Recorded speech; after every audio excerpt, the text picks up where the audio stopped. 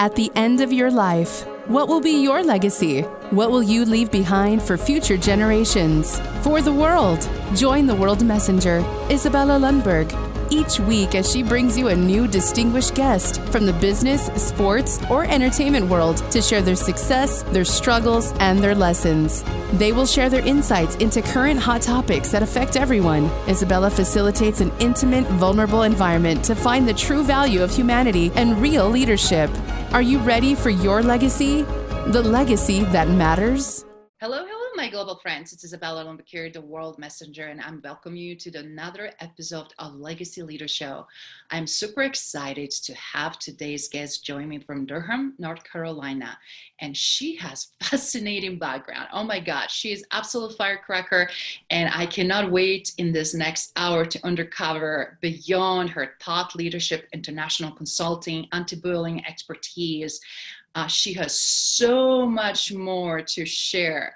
So please welcome Dr. Gail Hayes. Gail, welcome. Hi, thank you, Izabela. Thank you for having me on as a guest today. I am delighted. Absolutely. It's such a great bubble of positive energy that I'm just like, I am not only having audio for podcasts, but obviously video for audience, because they have to get this little dose of positivity. So Thank you for jumping on and joining us. Thank you. Do you mind, Gail, sharing a little bit about your background, your upbringing, and obviously... Did you say a little?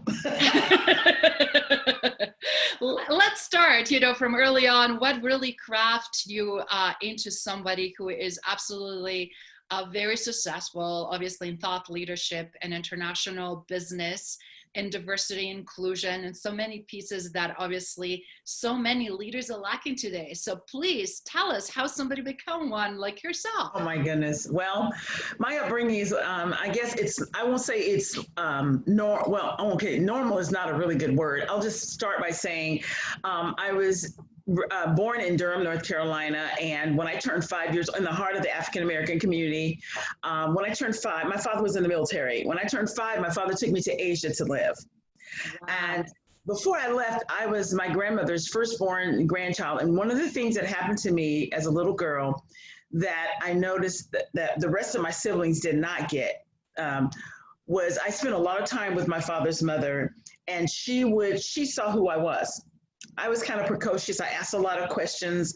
I was very curious about a lot of things. And she would hold my face and tell me, "You're the prettiest, smartest girl in the world, and nothing can change that." I mean, and she did this all the time. So I thought that everyone knew that I was pretty and smart. That is fantastic. That is great attitude. Yeah, the first 5 years of my life were filled with being affirmed, and I spent a lot of more time with my grandmother than I did with my own mother, because my mother would just let her take me. She said, "Oh, let me take Gail," and I'd go.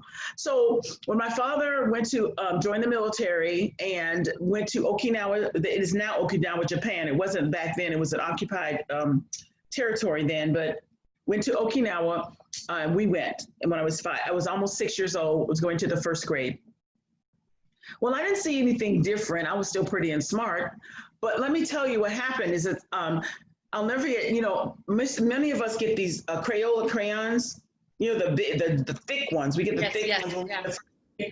The jumbo is what they used to call them. And I got my jumbo crayons, and I loved to color. I was always into color. I had a problem with them because there weren't enough crayons to color my skin color when I was coloring.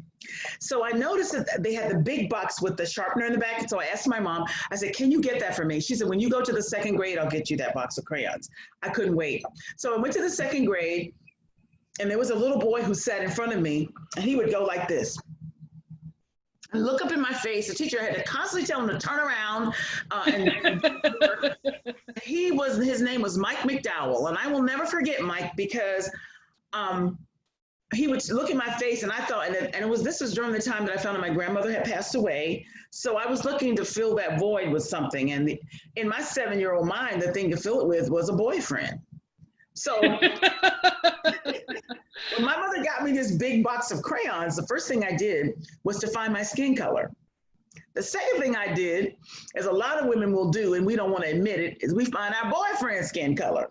Because It's near and dear to our heart. So I found my skin color and Mike's skin color, and I went to school armed with this knowledge. So one day when he was turning around looking at me, I said to him, I said, I need something. He said, what? I said, I need for you to be my boyfriend.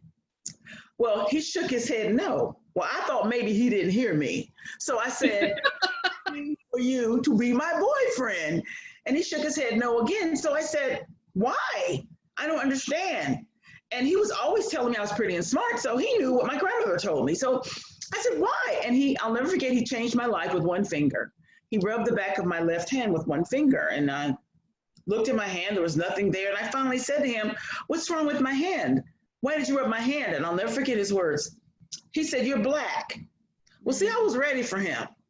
I said, I am not black, I am sienna. I had found my color in the crayon box. And I said, there was something wrong with him. And I was really upset with this boy because he did not know his colors. How did he get to the second grade, not knowing his colors?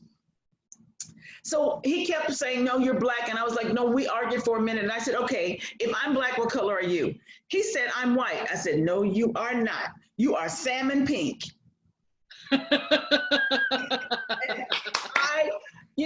I showed him the crayon that matched his skin color, and he became so angry with me. I'll never forget, I had never seen the back of his head before that I remembered. He had big pink ears, and he was the prettiest little blue-eyed, blonde-haired boy I'd ever seen in my life. So I was just like, he had to be mine. So I didn't like him anymore because he was dumb, because he did not know his colors. So I went home and asked my mom. When I got home, I said, Mom, somebody called me a bad name today. And my mother said, what is? I said, Mike called me black. My mother just looked at me and smiled, right? I said, because nobody ever told me I was black. I didn't know. I just knew I was pretty and smart. So I said, Mom, look at me. Can't you tell I'm sienna? And my mother just smiled and she said, well, that's what they call us. They call us black. They call us colored. They call us Negro. And I said to her, well, who is they? Because they need a box of crayons because they don't know their colors. And I went on this lifelong journey for identity, trying to find out, what is this thing called black? Why are people so mean to us? Why do we feel so badly about ourselves? And I felt like I was a stranger in a strange land because somebody knew something about me that I didn't know. So I went on a lifelong journey for identity. And so I created this principle called the IPD principle, identity, purpose, destiny. People are so busy looking for purpose and destiny without identity. If you don't know who you are, you will never know what belongs to you. So I went on this quest for identity, armed with the knowledge that I was pretty and smart, and now I was black, and I had to figure out what that meant. And so I had been raised outside of the black community, so to speak. So when we came back, I was 10 years old and went back into diversity in Fort Bragg, North Carolina, because I told you my father was in the military, he's in the Army. And my father had to go to Korea and we couldn't go with him. And by this time, my father had 5 daughters and a son. And I'm the oldest of 7. He ended up having another one later. But they brought me back to Durham, North Carolina, and the schools were still segregated. Oh my God, what a nightmare for me. Well, I came back into segregated schools, and I'll tell you, Black people said I acted like I was white. I talked like I was white. I thought like I was white. And I didn't know what that meant because I knew that I was Black, but I had a different view already, because a different lens, because I'd been outside of the United States. I couldn't wait. I was severely bullied. And I'll never forget this. We stayed with my grandfather because we only had to stay a year. My grandfather used to keep a pistol under his mattress, under his thing. And there were 3 girls who bullied me. And I had decided that I told on them, nobody could stop them. They came at me every week. They took my lunch money. I never got to eat lunch. I was living with this gut-wrenching pain. And I will tell you that I want to be very real with you all, the audience, because we live through these things. Please, because we need to understand and hear from experience from someone like yourself, because people cannot fathom that this exists for so long, that it exists in this moment of time. Well, what was going on with me right at that point in my life, I was 13 by this time. My father went to Korea and he was sending money back to my mom, who had 6 children, living in the house, a small house with her father. And I had many things happening to me. The girls at school were bullying me. I was trying to do my schoolwork, still trying to be assistant to my mom, who had 6, so I had 5 younger siblings. And then we're living in the house with my grandfather, and my grandfather came after me. Wow. at the same time. And then I was running from my grandfather, trying to keep him off me, being bullied at school, and my father was having an affair in Korea and wasn't sending money home. So my mother was racking her brains. I had to learn to be strong. I was fighting on 3 fronts and I was 13 years old. And so I will never forget, I told my mom, I had to tell my mom what her father was trying to do to me, and we had nowhere else to go. So my mom had to have a talk with her father. I was trying to manage it at school, and my father was still not spending money. And let me tell you, that was when I realized the power of prayer. I just said, Mom, we need to pray. And I didn't know what else to do. And I remember putting my hand on my mother's shoulder, her trembling shoulders.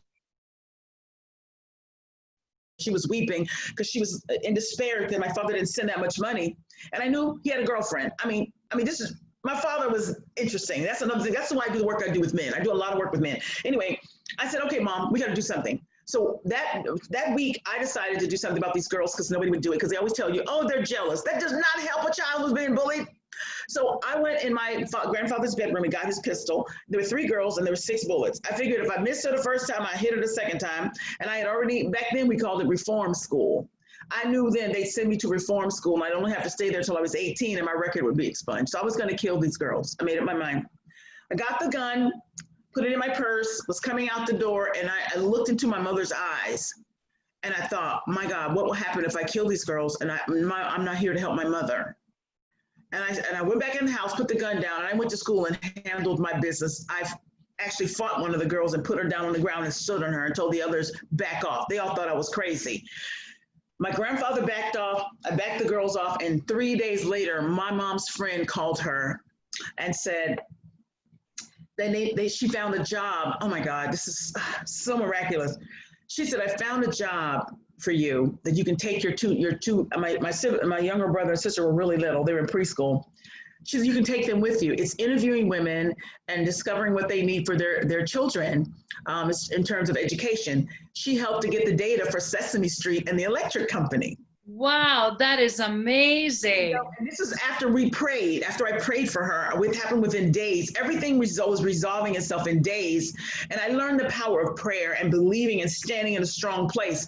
So I watched my mom get $7.50 an hour, which was a lot of money in 1968. And it was a grant and it was tax-free. I watched my mom get her own money. For the first time, she got her own money. It was the first time she had a job since she'd been married. I watched my grandfather back off, and I backed the girls off in school. And by the time we did all this work, my father comes back from Korea and takes us out of the African-American community, back into the military. I went to Arizona for a while. Then I went to Monterey Bay, California to high school. Then I was in this place that was just wonderful, going to the beach for lunch. Oh, just wonderful. And then my father gets orders for Germany. It's my senior year. So December of my senior year, I have to move and come back to North Carolina from California and graduate with those same girls who bullied me. Come back, and I only went 6 months to that high school. And I had to learn how to survive in a very different way. And I did, because I was a different person. Then we left there and went to Germany. And I stayed there. As soon as we got there, my mom gets pregnant with my baby brother, child number 7. I'm 19 years older than him. As soon as he's born, I come to Washington, D.C. Now, here's the thing. Remember, I'm a Black woman. I'm a Black woman. My mother sends me back to live with relatives in Washington, D.C. to go to college. I get to Washington, D.C., and in Washington, D.C. is called Chocolate City. Wow, Okay? do you want to tell a little bit more why? I never heard that. I can't remember the statistics, but it was like over 70% of the people there are Black. Okay. Even though it's the nation's capital, it's called Chocolate City.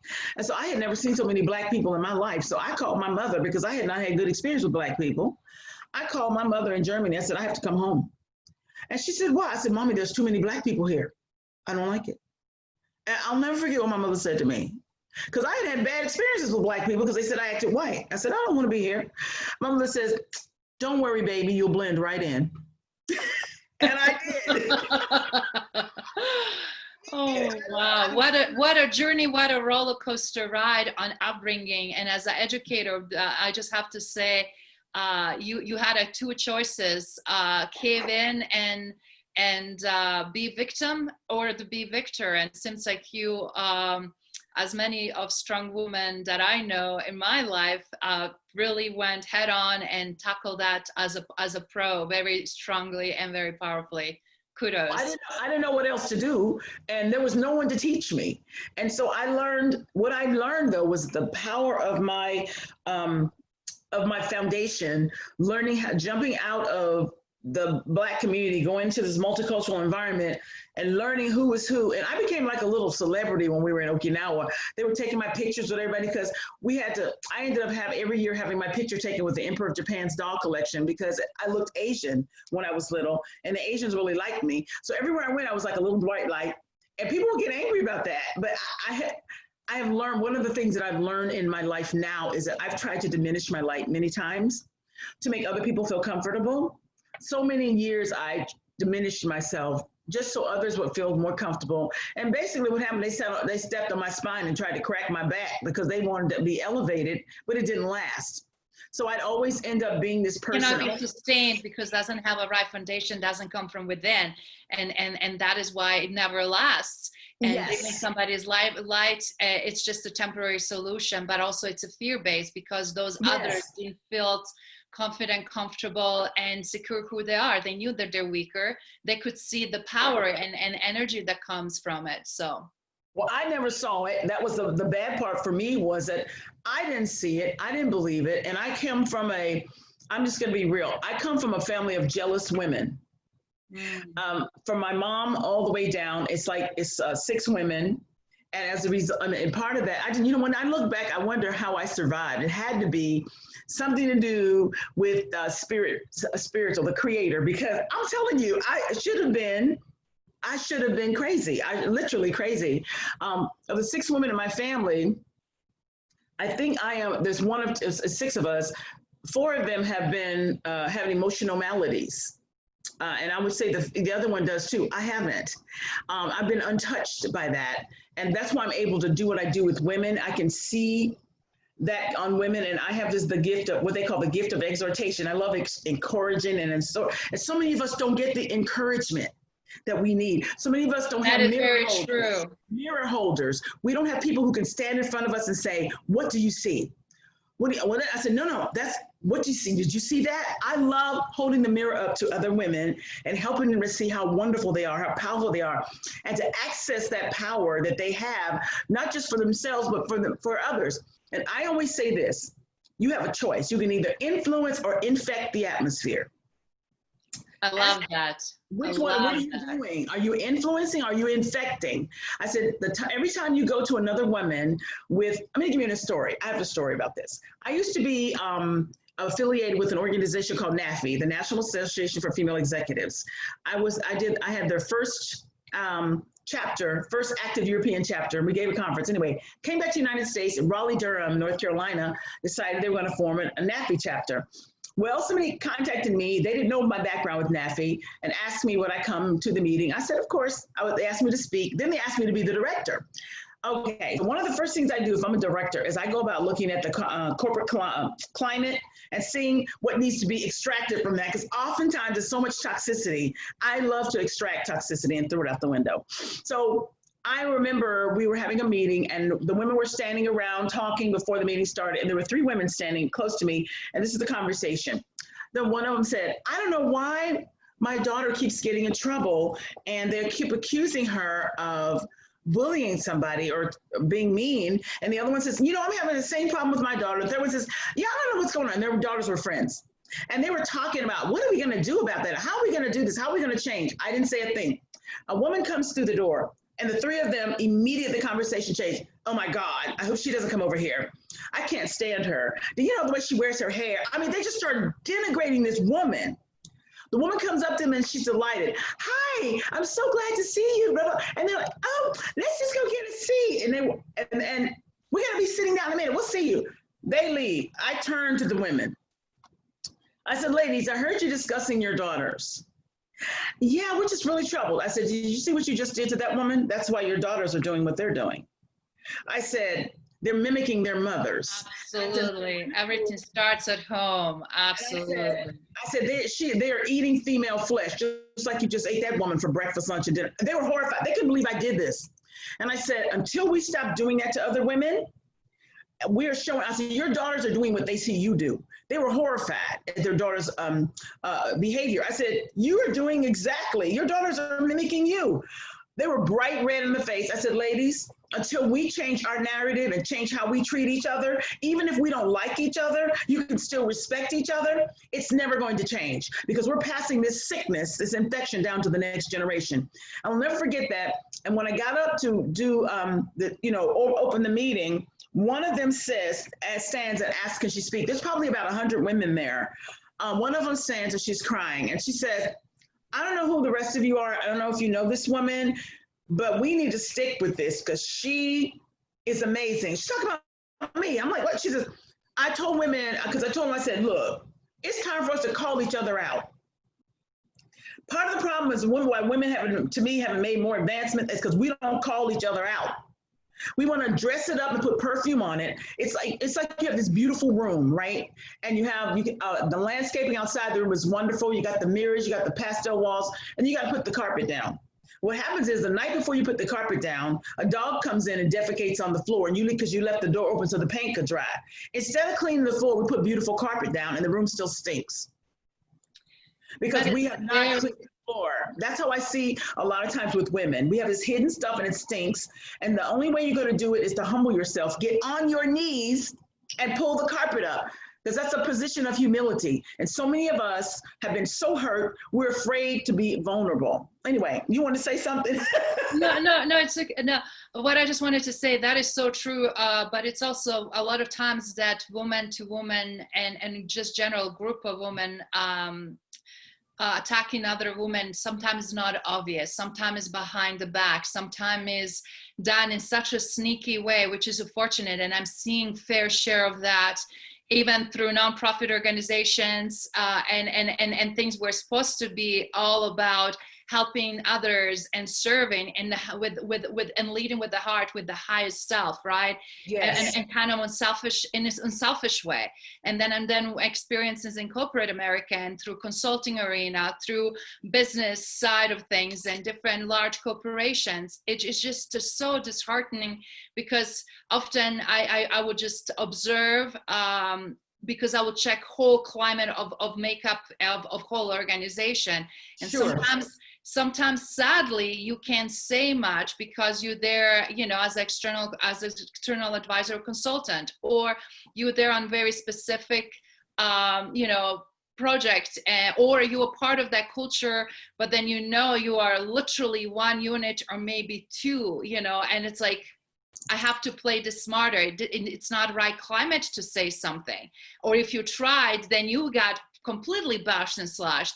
So I hope that with these changes that we're seeing, people start revisiting what they're contributing, who they are, how they're showing up. Because right now they are fooling themselves if people think they're not visible. They're fooling themselves if they think that their leadership is not stinky and it's not damaging. Just because people don't go in very deteriorating ways and bashing ways, that doesn't mean they don't know that we're being victims of injustice. Absolutely. And that comes in so many shapes and forms, right? Absolutely. I think that what happens is, like I was saying earlier, I had started this, but I with women, and I just didn't finish the work because I had to stop and pay attention to my young adult children when they were teenagers. Then it's simple to me. Call each other out. That women are afraid to call each other out. And for me, I'll stop. I don't really care. I'll say, excuse me. And I think you have to be called to be in that position. And oftentimes women like me are banished because women don't want to hear the truth. And you have to be, I've been in places where they just act like I didn't there. And I say, excuse me, I am going to speak because I've been called to call people to order that way. You have to have that has to be part of your purpose. Mm-hmm. And because I worked with men, and I see how men do things. You know, part of my journey, I was the first Black female police officer and firefighter in Chapel Hill, North Carolina. Wow, I did not know that. That is amazing background. How did you get into that? Well, Tell us.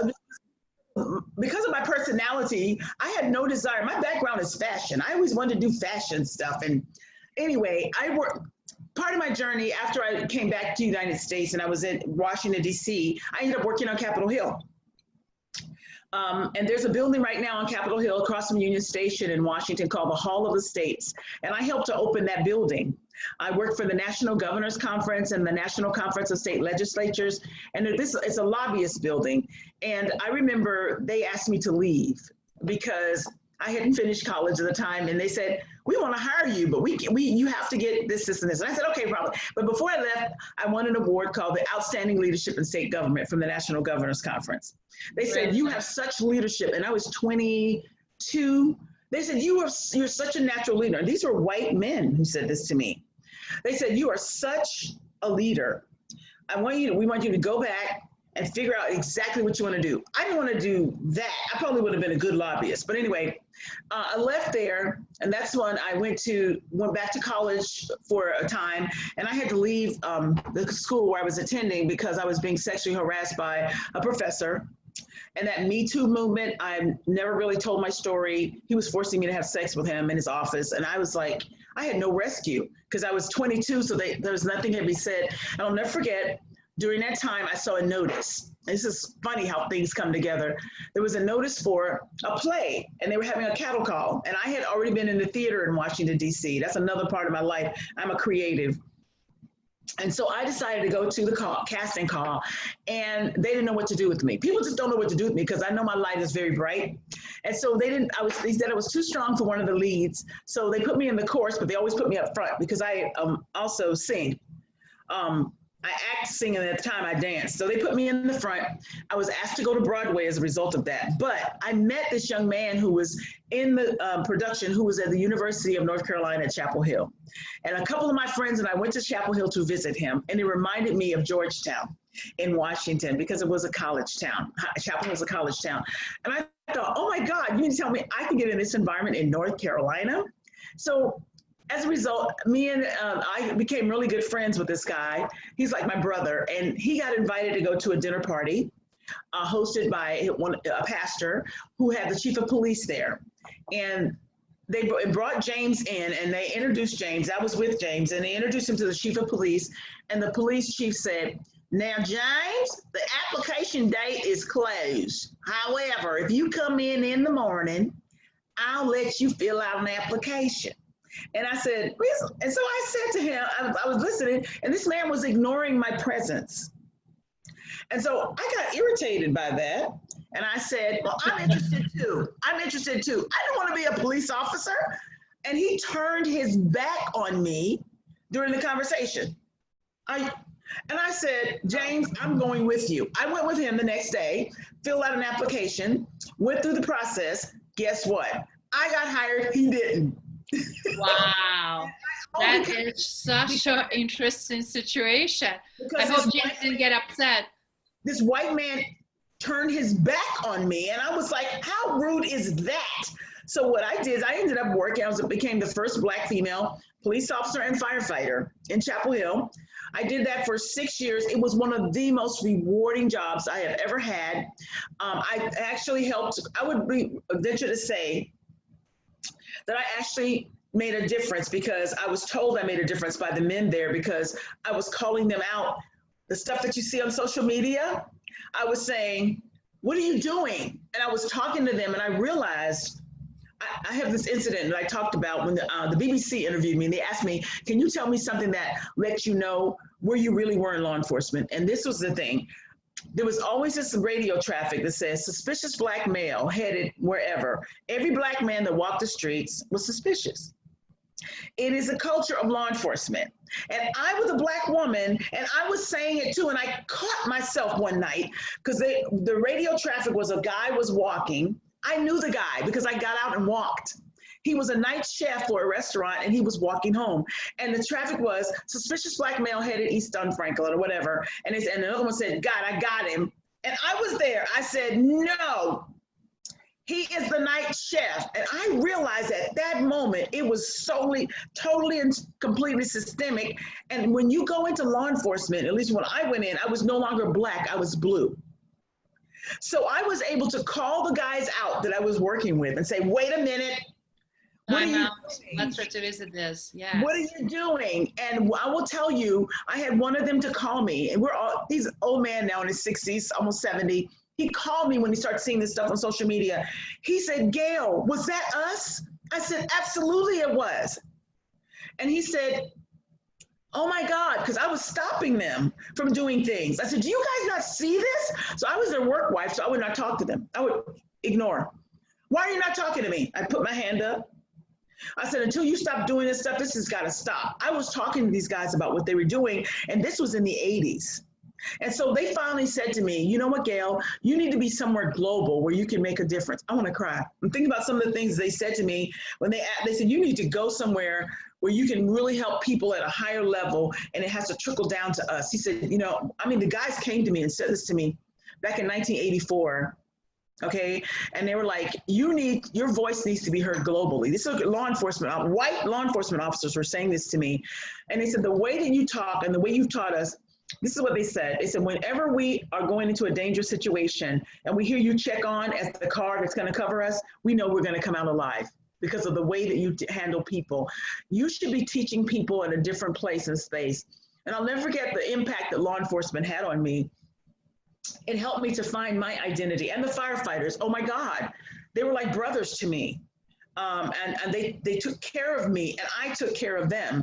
And I will say that, a lot of women went through a lot of things in terms of discrimination. Yeah, I went through it too, but I was always the kind of person like, excuse me, why are you doing this? I was always that girl. You were always addressing it. You were always nipping in the bud. You always had a way to you that you felt, because you already had a build up relationship and connection with these guys. So you knew how to navigate that they could digest it, accept it, and also do something about it, which is very powerful. Not everybody have that skill set, and it's very powerful.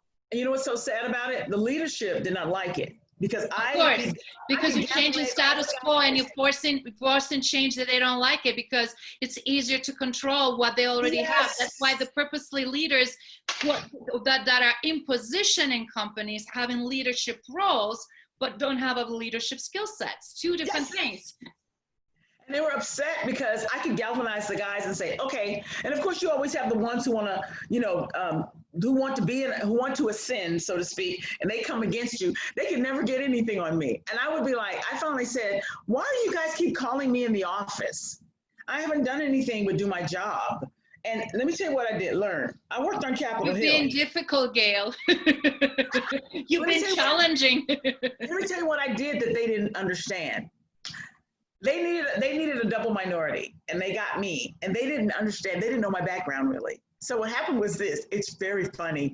They hired me. They undermined your knowledge and skill set and capability. I worked on Capitol Hill. Okay, so what I understood, and when raised in the military community, I understood the power of volunteering. So when I got to be a law enforcement officer, I became a big brother, big sister program. I became a Girl Scout leader. I got my own little brownie troop, and the governor recognized me. And everybody was wondering, what's wrong with the police department? They don't know who you are. It was so much pressure. And then I got appointed as the first Black chair of the Orange County Commission for Women, where I was supposed to be the official spokeswoman for the women of my county, monitoring women's issues nationally and regionally and locally. And I had to advise the county commissioners. And I was doing this, and they didn't know what to do with me because I was almost untouchable, because the community was saying, we love her. What are you doing? And I'm not talking about Black people. I'm talking about all the people, because I was serving people. I understood the power of service. And so the leadership tried their best to come up with things to denigrate me. I'm not exactly sure why, but it doesn't matter. But every time they tried, it didn't work, because you know what happened? Oh my God, my fellow officers, white officers, stood up for me and said, oh, we don't know anything about that. I mean, it was like the code.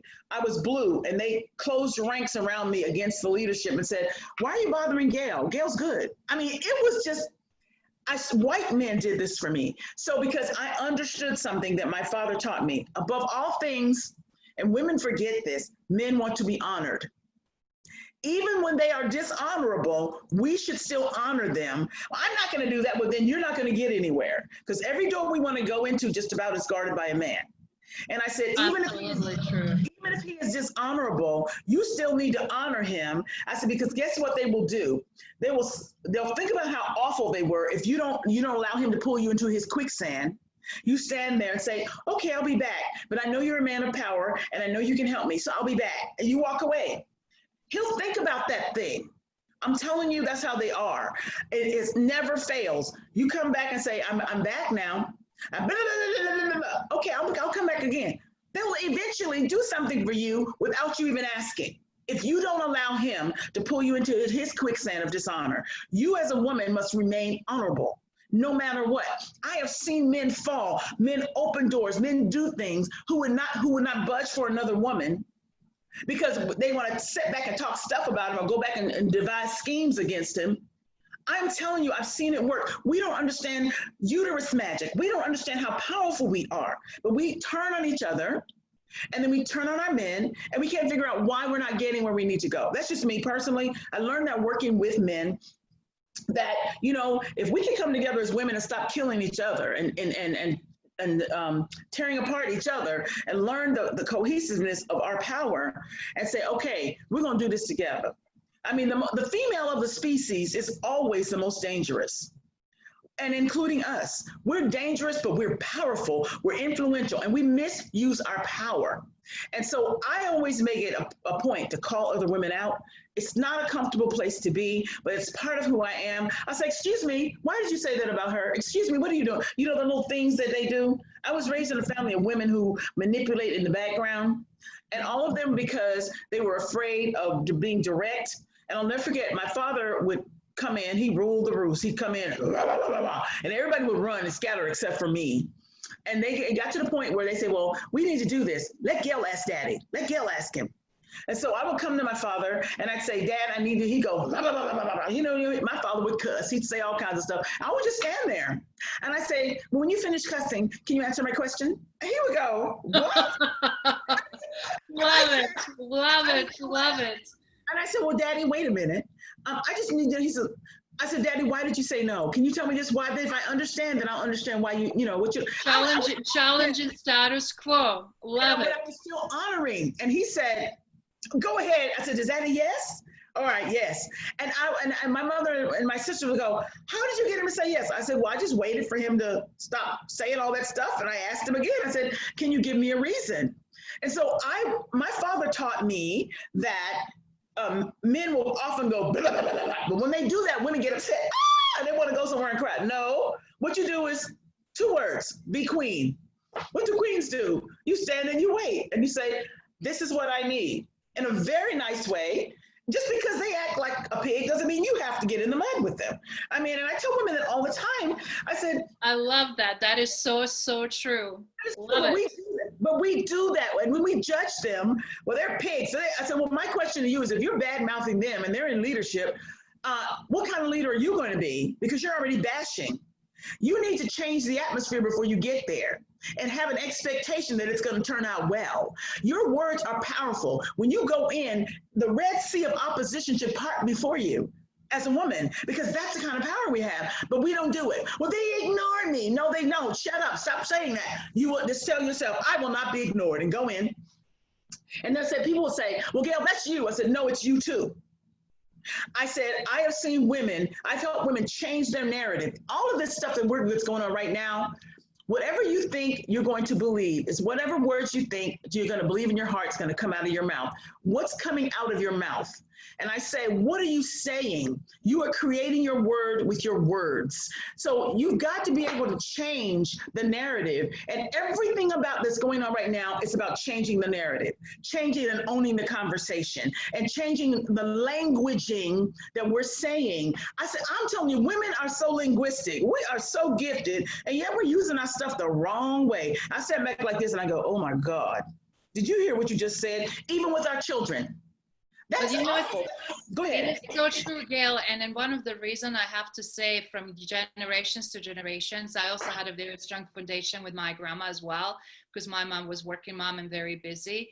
Yes. But the foundation I had, the values and everything, those are the things that help me also navigate hardships and challenging situations, but also never jeopardizing, my own values, the values that were instilled in me.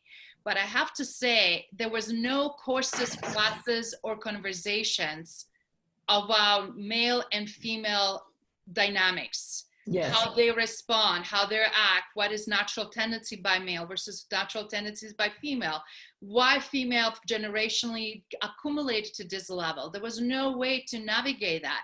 And then without knowing where these people coming from, and when you're dealing with so many international people, like as I was mentioning too, with over 100 plus countries worldwide that that experience the worst hardships, there was never any of these dynamics. I have to say, I never had these dynamics till I came really in this society. I'm first generation immigrant myself. I came here as a refugee. So being exposed to all this makeup of this culture took me so long to navigate, because there were so different codes.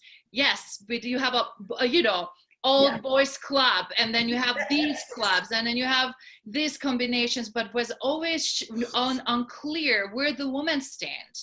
And women could shift in 2 seconds. Today would be one thing, and 5 hours later will be another. And it was always really challenging, just because depending of culture, depending of scenario, you will be exposed for such a different situation. So if you don't mind sharing with all the experience you have, obviously very effective working with male as well as females. Yes. How did you arrive to this? Obviously years of experience and knowledge, but what would you suggest and what you would recommend, based on those core distilled key points? What can we do to create this not insulary society where we have so much polarization, but where we have opportunity to really blend and connect and see this as a gift, as a greater tapestry of knowledge, experiences that can help us for greater good? Well, I guess one of the biggest things I see lacking, honestly, is authenticity. Because we don't like who we are, right? So it's hard to show up that face. It's easier to fake it. And so here's what I see. I noticed this when my own sisters, and of course that's just a microcosm of the body of women at large, is that there's 3 things I see. Comparison leads to competition, which leads to corruption, which means there is no collaboration and no community. Wow. 5 C's right there. They are absolutely amazing. I'm writing this in my book called The Conduct of Queens, which will be out later this year or the beginning of 2021. But I noticed that I started noticing different things. Comparison. When you compare yourself with another woman, you automatically compete with her. So comparison leads to competition. It's usually not healthy competition, which leads to corruption, which means there can be no incorruptible tie between you. You can't come together because you got this comparison, okay? And then there's this competition, which leads to a breakdown in any healthy relationship you can have. That means you cannot really fully collaborate, which means you cannot form community. And that's really so how do you destroy that? Well, first of all, I'm gonna tell you, it's very simple, but it's very hard. You've got to accept who you are, that powerful woman called you. You've got to accept all your strengths, all your weaknesses, all the things that make up you, and understand and know that you are put here for a reason. You're put here for a purpose, probably beyond anything that you imagine. And it's not just your job. How do you touch and not people? Your title and not perception of others. All that is irrelevant. If you were stripped of your titles and stuff today, what would be left? Some people would say nothing. That's how men think. That's not how women are supposed to think. Men are their jobs. We're not our jobs. There's so much more to us than that. We're so multifaceted. And one of the things that I've discovered is that women try to be too much like men. And that always comes back to, well, I've got to get this, and this is the way the system goes, and I've got to be this in corporate, I've got to be that in corporate. To me, corporate means incorporating you. That's the first thing. What are you doing for yourself? And my thing is, if in fact you keep going for promotion and you don't get it, maybe you're in the wrong place. Maybe you're in the wrong place. Maybe you're in the wrong space. It's like, who was that I was talking to very recently? I was talking to a woman very recently who knew this woman who was in corporate, was doing all this stuff, and she was really an entrepreneur. She was creating all this stuff within the corporate structure. They didn't know what to do, and they refused to promote her because they were threatened. She finally said, oh, you know what? I'm not hitting the glass ceiling. See, when I was doing things, I had a hammer with me, and I cracked glasses. That's just me. She said, I'm not doing this. She came out of corporate and formed her own company. It was more successful. And now the same corporation she was working for contracts with her. And asking her for advice and support and help, of course. But what she did was she didn't leave speaking badly about them. She didn't leave trying to hurt people. She just said, this is really not the place for me anymore. Thank you so much. And she was very gracious when she left. And because of that, a part of her income now is from that same company. They're paying her more than what she was making. So what I'm saying is, so many times we can't see those things as women. We're so busy trying. We can build our own systems. Can you imagine if all of us respected and honored one another? We always celebrated each other's gifts, no matter what. How hard is it for you to say, you're amazing. I saw what you did with that. Can you help me do that? And what can I do to help you? Can you imagine? That's what men do. And they do it instinctively. Well, they're as intuitive as they can be, they do it. The first thing they do is, how can we do a mission? But anyway, comparison leads to competition, which leads to corruption, which means there can be no collaboration and no community. Here's how you get rid of it. Number one, what I told you, I think I shared with you briefly, the IPD principle. Identity, purpose, destiny. Identity. It's time for us to go on a search for identity about who we really are. And if we don't know, ask somebody, what do you see me doing well? How do you think I can improve? Now look, don't get offended if they tell you something. It's not to hurt your feelings. If you ask the questions, be ready for the answers. Even if they're not totally what you see is true, there's always some truth in some things that people say. I've had to learn that. Hurt my little feelings, but I had to go back and say, is this true? Is this how I feel? And look in the mirror. Most of us do not want to do mirror time. We don't want to look in the mirror and see how awesome we are, and then also areas where we need to put on a little highlighter, a little bit enhancement, a little improvement. Yeah, put some lipstick on. Well, you might change your color of lipstick. I mean, there's always some way to do it better. Identity, finding out who you are, not by reading everybody else's books, but by spending time by yourself and reflecting, writing down your thoughts, and then say, is this a good thought? How do I change that? I've got to change what I say about myself. I've got to change how I feel about others. What are your triggers? Finding those out. What is it that makes me not like this woman? And there is a lot of it because you see yourself, or she may act like someone who hurt you. How are you going to get past that? You might need to have a coach or someone to help you, but you can. It is doable. It can be done. Finding out who you are, what makes you tick, and you might find that you're in the wrong job. You might find you're in the wrong place. And then also one thing I tell women, I strongly recommend you write your personal mission statement. You need to craft your personal mission statement. And what does that mean? I have a personal mission statement. I can't remember what it is right now because I live it every day. I ought to, but I want to change the world through words, reading, writing, and speaking. I'm a quotologist and help people become who they are and influence and not infect the atmosphere. That's what I do. I go in with the intention that I am like Neosporin. I get rid of infection when it comes in front of me. I mean, I just drive it out. I don't care who it's in. And one of the things about me, because I'm such a bright light, that if there is any infection present, it comes out in my presence. When I get around women, if they're going, I know immediately who the toxic women are. They don't have to open their mouths. And you know what I do? I immediately make it my business to go into them and speak to them and push until the infection comes out. Tell them how awesome they are. Go to them because they can infect the whole group. And it's so obvious to me because that's my area of gifting. I can see the toxic women. But when you have toxicity in your presence, it's difficult for you to be healed, for you to be whole. So I do that. I go in and identity, when you find out who you are, you will never find out your purpose until you embrace your identity. Once you find out who you are, then you say, okay, why am I here? Let me see. What are the things that I do that make me feel like I have a tidal wave of joy, an avalanche of love? What are those things? They exist. And then and only then, when you find destiny, destiny is just a destination. Where are you going?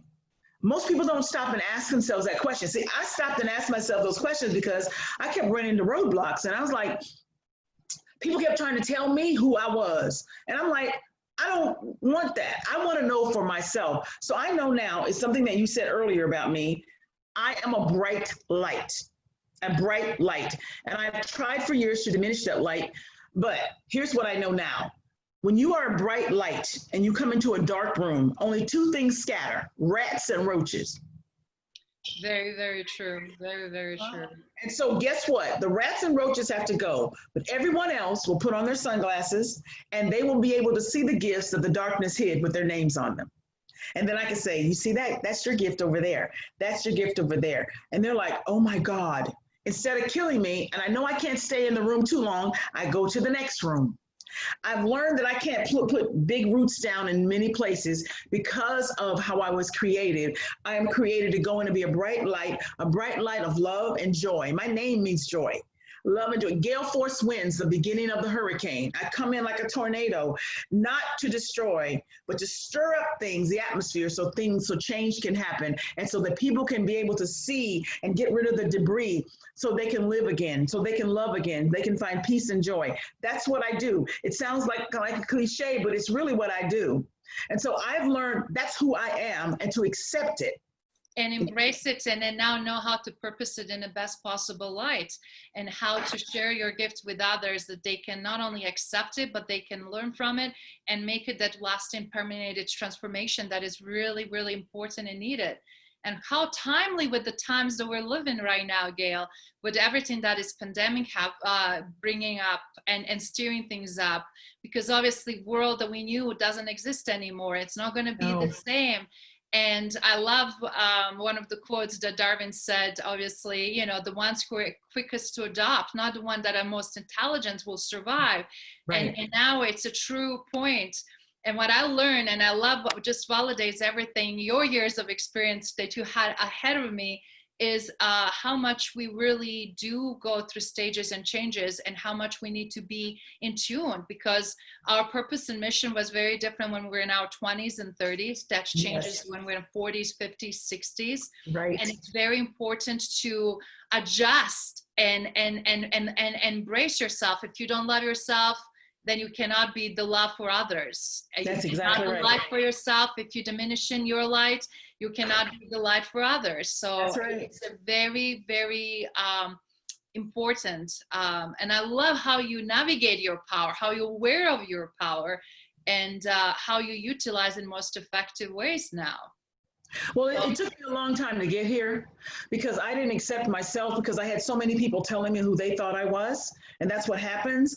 And, you know, people will make little snide remarks about, oh, you know how you are. Oh, well, Gail, you know, we weren't sure if this was the right place for you, so we didn't ask you to come in. When I hear people say stuff like that, it used to hurt me so badly. And what they were really saying is they didn't want any truth in the room. They really wanted, they wanted people to remain in darkness. So I realized that I finally had to just say, this is who I am. This is what I bring. And here are some things in my suitcase that are filled with pain. Okay, how do I deal with these people, this part? Do I throw it away? Or do I look for a place where, when you just said transformation, how do I transform these things into something good? It's almost like you have your suitcase and it's filled with coal. How do you stop at a place where you let that coal become diamonds? I mean, everybody has those experiences, and we can either leverage them positively or negatively. It really, and you know what, when you do things negatively, it hurts you worse than the people that you're upset with. It really does. And before you know it, everything inside of you is corroded and corrupted, and you don't know, then you don't want to ask for help because you've hurt so many people. So you're alone and you're toxic. Nobody wants to be bothered with you, and you can't figure out why. But, you know, eventually people get tired of people who start trouble. Eventually, people will find you out because there are spiritual laws in place. What you sow, you're going to reap. If you're constantly saying negative things about people and developing plots against people, they're going to be against you. And it's what's that saying? It says, "I'm going to give you enough rope to hang yourself." The bottom line is, if you continue on a path that's negative and you continue to say negative things, even when we're talking about business, about men, we're never going to get where we want to go with them because we keep talking negatively about them. And that comes back to us as women. It comes back and rests in our offices. It comes back and rests in our houses, what we say, because we are influential with our words. And so I always say to women, I said, okay, what do you want? Well, I don't know. When I ask most people, they don't know what they want. I just want to be true. They're lost. They're not self-aware, and they're not.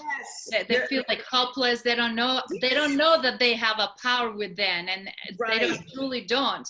They never maybe had that positive cheerleader or positive affirmative person in their life that saw that. Yeah, they don't know, and they don't know what they really want. Well, I want a promotion. Okay, if you get a promotion, what type of promotion specifically? I have been in places where they didn't know what to do with me, and I created my own position. I said, well, let me have this position. I said, well, I don't like any of those, but this is what I see a need. Can I do this? And they're like, what? I created my own position only because I see things with positive eyes, even though it was a negative situation. You got to learn that most of the things that happen are not about you. Absolutely. Most of the things that happen in a job are not about you. They're about people getting power wherever they can. And if they feel threatened, it's not you personally, it's what you bring. It's like they don't know you. They don't know your family life. They don't know your relationships. They don't know things about you that you don't bring to work, but it's really not about you. But what happens with us is that when people, quote unquote, seem to attack us, we make it personal. We think, oh, they don't like me. And I'm like, sometimes it is not about you personally. It's about what they think you might shine a light on that they're doing, where you might block what them. You're challenging them on, or what you're actually having better, greater possible way to do it, but they simply don't want to. So I had a situation when this particular person, just because idea came from me, even though it was the right thing to do, he could not accept that. And then he tried to sabotage, and he did sabotage, but even after I left, did not work because could not be sustained, as you said, so it couldn't be duplicated. It couldn't be duplicated because it came from you. And this is what I tell people. They say, well, people take my ideas. I said, let me tell you something I know. One of the things I've learned over the years is that I've had people steal things from me. Right now, this happened since yesterday. 12 years ago, I came up with a concept for a conference. And I shared it with a woman and asked her not to share anything. We were at this big event. Before the event ended, she brings a group of women to me and says, well, we decided that we're going to help you with this event. I'm like, I asked you not to share it. They took it and started running with it like as if it were their own. And I had no choice but to go with them. And I was so upset, but I got the funding for it because of my contacts. We put it on, and I was in the midst of a really trying time in my marriage. And they were constantly picking at it, pulling, well, Gail, I've called this person about this, not even talking to me. They basically took it over. So you know what I did? I gave it to them. This was 12 years ago. Well, fast forward, one of them, the one who did this, she became an advisor for this organization very recently in the last week or 2 weeks. I saw a newsletter where she was stepping down from her position because of personal problems, but I already knew what the personal problems were. She has problems with racial stuff. And I wrote I wrote an email to not her, but the person above her, and said, I'm very happy to see that you all are now going to have diverse voices being heard in this organization. This is a woman at the national level. The next thing I know, she's referring me to their brand new their diversity and inclusion director. And before I could say anything, I had a meeting with this woman yesterday, and this is what she said, the new diversity and inclusion. She said, I went and looked at your LinkedIn page, and I was like, oh my God. She said, I want to know this woman. And we had a conversation yesterday, and you know what she says to me? And I said, well, here's my experience with them. And I said, I'm glad they hired you, but here's my experience. And I did not know this woman was an international woman. She had lived in South America and in Europe, and I lived in Asia and in Europe. And she's a Black woman, and she says to me, I said to her, I'm preparing a trip now for my daughter to take her to school. She's going to go to Italy, to Florence, Italy to live, and I'm going over there with her. And she says, oh my God, would you please consider serving as an international contact for us in Bologna, Italy, because we give conferences over there. I said, what? And she says, and this position that this girl has vacated, would you think about taking that? I said, no, I don't want that position. She says, no, don't say no yet. I need somebody to help me with this diversity and inclusion piece. I need a voice, somebody who's unafraid. You have a voice. And I need you in my board of advisors. Now, think about this. The same organization that spit me out 12 years ago, now they're coming to me because they want my loud voice. They want my voice. They'll speak directly to these issues. And this was just yesterday. And I'm thinking, is this not full circle? I've never changed who I am. So my counsel to women is don't change who you are, but purify and transform who you are. Does that make sense?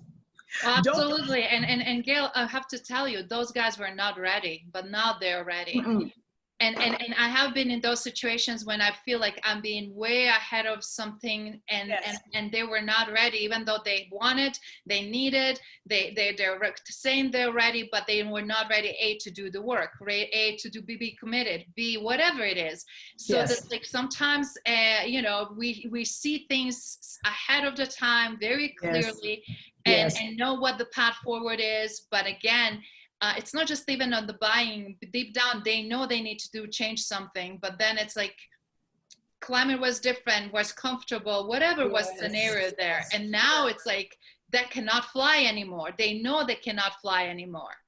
So I'm so glad to hear this great success story, how, again, being authentic, real, genuine, speaking your truth, it's always trendy. That never goes away. I'm gonna say one thing. Somebody asked me a question yesterday, and I just love this. I'm putting it in a book. But they were saying, well, Gail, with all the shifting that we're doing now, what do you see? How do you see us stopping? Because we're all on shifting sand. I said, no. It's like when you have an earthquake. You have the tectonic plates, right? I said, everybody's standing and everybody's shifting. And do you know how you're going to survive the shift? We must grab each other's arms and learn to shift together. Because if you stand by yourself, you're going to fall between the plates. And they were like, it's such a simple truth. And they're like, oh my God. I said, if we grab each other's arms, not hands, but arms, and we shift together our weight, we will all be able to survive this. But if we don't do it together, we're going to fall between the plates individually, one after the other. But if we're forming a solid chain of people, a humanity's chain, male and female, black, white, yellow and red, I promise you, children too, we will survive this. But we will not survive it if we try to do it individually as communities. It's just that simple. There's a shifting. And with that shift comes transformation, and it will be something different, something new. And like you were saying, we were saying earlier in the conversation, we have to create a new narrative, create a new universe. Absolutely. And it seems like you've been so powerful in doing that for so long. And if you don't mind, just for listeners and people that are watching, also tell, it's like you seems like accomplished so much. What is left to your bucket list? And what do you are now focusing on as your legacy? Obviously, your book is coming up. You're elevating voice for true need of today's diversity and inclusion concepts, for us not only to coexist, but to be truly integrated on human level with one another, which I'm super excited. And that is something that I had a passion for so long. So to find someone who is absolutely as passionate, or not even more passionate than I am, and also brings different voice and different experience, it's just such a delight. So do you mind just giving us a little bit of that flavor? What's in the bucket list and what you are now driving as your legacy after all those great accomplishments? Thank you so much. My bucket list is to see the Aurora Borealis. That might be not far from possibility. Yes. You never know who I know and who knows who. Oh yeah, I want to see that. I want to see God finger paint in the sky. That's what I call it. That's really, but what I really want to stress to women and men is legacy. What are we giving the next generation? Case in point, I decided, I was told I could not have children. And when I turned 40, I got pregnant. Okay, so I had my first child at 41. And then at 42, I got pregnant again. And I had my second child at 43. So I was faced with, okay, what am I going to put into these children to help them craft a different world than I lived in? And they are now 21 and 23. So what I did was I did something that a lot of people thought I was nuts about. I pulled them out of school in middle school. My daughter was in the 8th grade. My son was in the 9th grade. And I pulled them out of school. And I said, okay, here's what we're going to do. We're going to learn. We're going to do a totally different thing. I'm not using any curriculum from anybody else. You're going to learn how to interact with people and do things differently because they don't teach you this in school. I said, this is what I told them. I said, if you can read, write, and speak, you can get in any door, and you can always use a calculator to count your money. Those were the principles. Literally, those were the principles that I talked to them about. So I taught them how to write proposals. I talked to them. Brilliant. Oh my God. I wish you were in my life earlier. Oh my God. I taught them how to do one-sheeters. I taught them how to do essays, how to do analysis, how to research. Taught them how to think, not just to what high-level critical what thinking. Society is, but how to think and have their own opinion and educated statements and then decisions. Yes. And so what happened was that was my dream for them. And I told them, I said, if I'm messing up, you can correct it in your 20s. You can go to school on your phone or on your tablet. That's what I told them. If I messed up, you guys can correct it in your 20s. Well, because I had this dream and this focus, I did not tell anybody. I just spoke it. A retired IBM executive comes up to me one day at an event. He says, Gail, do you know any children who are interested in technology? I didn't care if my children weren't. I knew he had something that they needed. So I said, I have children, 2 of them. He said, well, can they come after school? I said, I'm homeschooling them. He said, what? He took my children and did a grueling 6-month internship at Starbucks.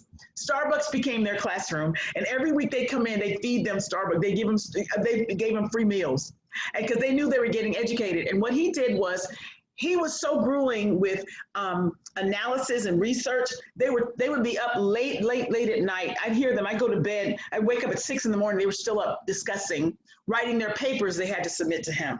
So he taught them how to do research papers. I had already taught them how to do proposals. We had deep discussions about self, about finding yourself, about this IPV principle. So my children had this really different experience. So at the end of that, I said, you're going to go to school. Now, this is something I did. I said, you're going to go to school and you're not going to take the SAT. I'm just not going to have that. I'm not going to have you stressed. I saw too many people's children falling out. And I said, I'm not doing that. And I said, we're going to find a college where you won't have to do that. And they're looking at me like, what? Well, we found the Art Institute because my children are creatives. My son is a digital editor. My daughter is in fashion and she's a graphic designer and a photographer. They got in, and the entrance for the Art Institute was they had to write a paper about themselves. So the faculty called me. Easy peasy. I mean, I know, they were like, we were so in awe of your children's essays. And I'm thinking, what? It's just what they do. And by the way, I forgot, while they were in high school, NAFE, the National Association for Female Executives, whenever someone would ask me to be in leadership, I said on one condition, that my children become teen advisors. So they have that on their resume. Wherever I go, they go as a teen advisor for the millennial, or what do you want to call Gen X advisors. So everybody's like, what? And I taught them how to do that. I said, what do you think about this? Tell me what your generation thinks about this.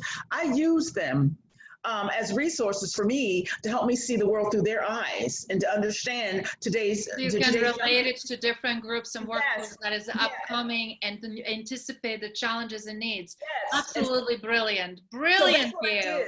I said, I need you to tell me about today's people. And my daughter's like, Mom, you can't say that to our people. Let me tell you about our people. So they're Gen Xers raised with baby boomer values, which is really interesting. So they get in doors that some of their peers can't get into because they understand good manners, honor, integrity, all of those things that I taught them about baby boomers. They take that with them, but they're Gen Xers, you see? So I said, so basically they got in school and they were light years ahead of their peers, and they were disappointed because they thought they'd be more challenged. Well, it happens the school closed down.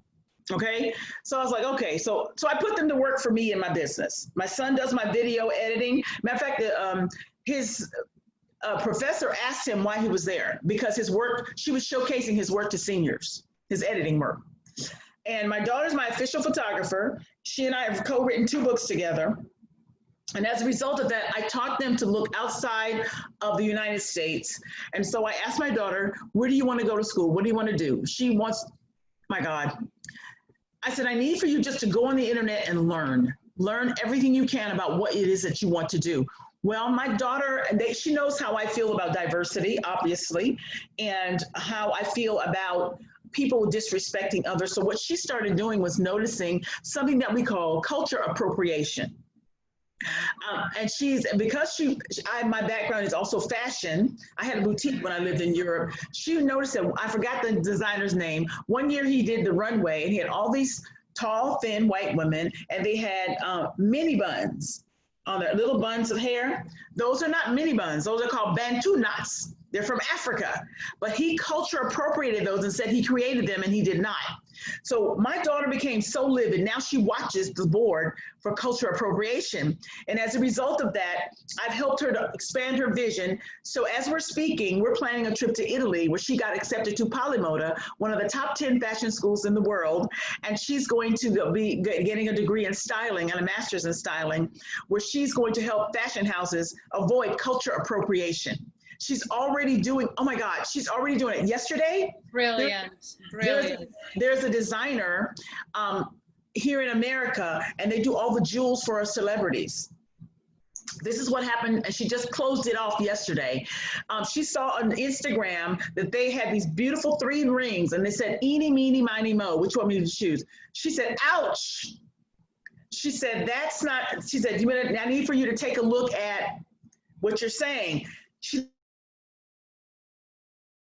did a private dialogue in the back. What she did, she educated their social media director and said, do you know where that comes from? It's what slave owners used for Black people. Eeny, meeny, miny, mo, catch an in by the toe. And they were like, oh my God. And she gave them the reference point, gave them the article, Wikipedia, and they were like, thank you. And she told them, this is what I'm doing. I'm going to Polymoda in Italy to become a diversity image strategist so I can help companies like yours avoid these type of mistakes that are could be cultural. They thanked her. She says, oh, can we stay connected? This just happened yesterday. But she had another one. She had another one with a French designer who got upset with her. But she told her she had the Black Power fist. The woman had a black t-shirt and she had taken the Black Power fist and made it white. And she said, look, that is the fist from the Black Power. The woman said, no, it's just a fist. She says, no, here are the other fists, variations. But this is a fist. You just taken it and inverted the color. The woman said, you owe me. She said, if you don't, take it down. She said, if you're going to use it, do this. Why don't you donate a part of the proceeds to Breonna Taylor's family? That way, it makes it okay because you're donating to our cause. But other than that, you should not be doing this. The woman got upset. Gabrielle sent her an email. She ignored her. She sent her another email. She ignored her. So she said, okay, I'm getting ready to put you out on social media. Now, looking at it, Gabrielle is just a little Black girl from the South, right? When she put it out there, her girls came from the Philippines. They came from Scotland. They came from England. They came from Spain. I mean, young women all over the planet started bombarding this designer because she just made an assumption based upon the little Black face that all she knew were probably Black girls in the ghetto. Do you see what I mean? But my daughter is undermining the knowledge, the power, but also disrespect just based on these assumptions. Absolutely. People make all these judgments very lightly. Absolutely. So Gabrielle is already doing the work. She's been doing it a while. That is fantastic. And I've taught her how to call people out in an appropriate way by sending them a private message, by saying this is, and she does it so expertly now. So when they interviewed her for this school and she told them what she wanted to do, they were like, oh my God. So she's going to Florence to do styling. And Florence is such a beautiful city. Oh my God. I've never been. I'm looking forward to it. Oh my God. So that's the kind of stuff we say legacy. I passed on my fire for diversity and inclusion to my children. And my son is eventually going to go to Japan because he wants to do animation. So they're looking outside the United States to do some things because they have a global worldview, because they've seen the world through our eyes. You gave them the value that they could not get otherwise, life experiences, and then teaching them from those life experiences, which a lot of parents either don't have it, or if they do have it, they don't have a time. But you also pointed out something, how educational system actually is ineffective, and how these great souls find their avenues and can continue, and how you extended that beyond yourself. That is so powerful, Gail. Well, you know, parents can do it. Thank you. They can do it. You know what? I have this thing called the power of 10. You take 10 minutes a day for your child, just 10 uninterrupted minutes without your phone, without them, and let them talk to you and say, what happened to you today? Just 10 minutes. And I've watched parents transform their relationship with their children, and it's just called the power of 10. Take 10 minutes, don't answer your phone. Get in their room, get in their faces and say, what's going on? And talk. And let them talk, and you shut up. You will find out some amazing things, and you tell them, if you watch the clock, and we go past 10 minutes and you let me know when 10 minutes is up, you get a bonus 10 minutes. You get up 30 minutes, let's go and talk, and just shut up. Don't interrupt them. Don't judge them. Let them pour out. I promise you, your relationship with your children will change. I've watched it. I've given this advice to so many people. I started years ago, and when I was teaching my children how to tell time with the analog clock, I said, watch the thing, you're going to get 10 minutes. And they came, even when they were teenagers, I want my 10 minutes. I'm like, okay. And then that is brilliant. That is brilliant. So we do have the time.